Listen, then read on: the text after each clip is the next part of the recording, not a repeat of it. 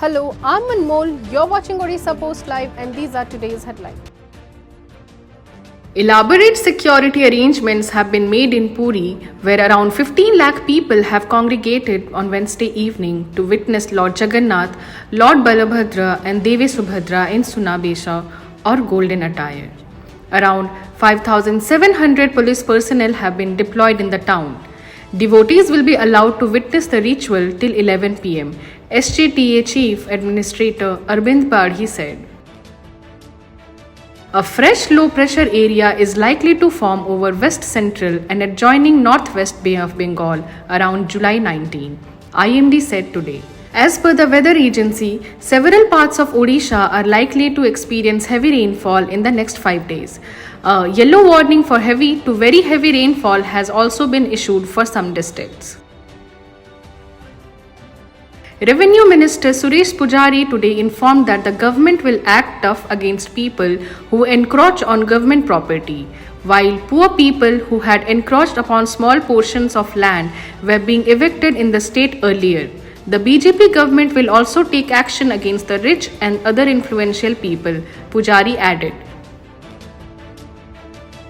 The cease work agitation by house surgeons at SCB Medical College and Hospital, supported by junior and resident doctors, has intensified due to a dispute between nursing staff over alleged misbehavior.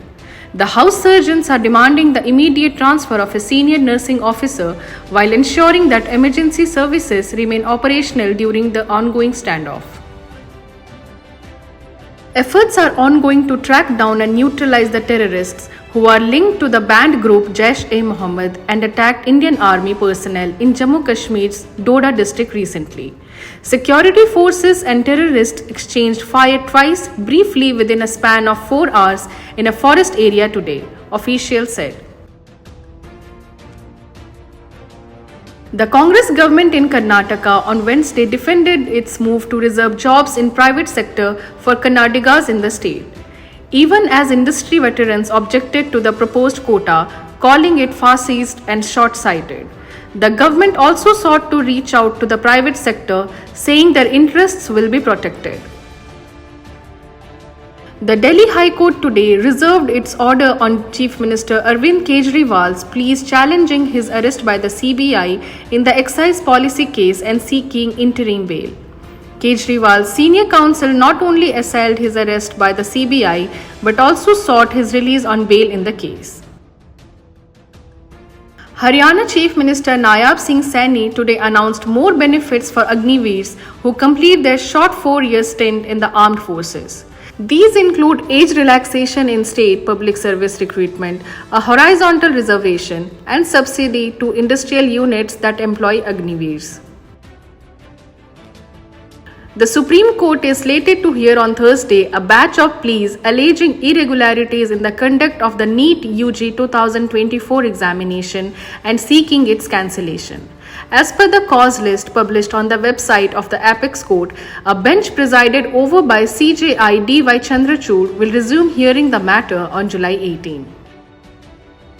An oil tanker with 16 crew members, including 13 Indians, capsized off Oman, leading to their disappearance. The Indian Navy, deploying INS Tej and P-81 aircraft, has also launched a search and rescue mission.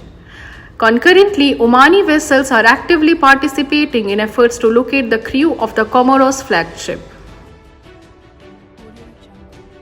India will send 117 athletes to the Paris Olympics, starting July 26 in the French capital. This will be India's second biggest contingent at an Olympic Games after 121 athletes went to Tokyo in 2021. A total of 47 female and 70 male athletes will be part of the Indian contingent at the Games.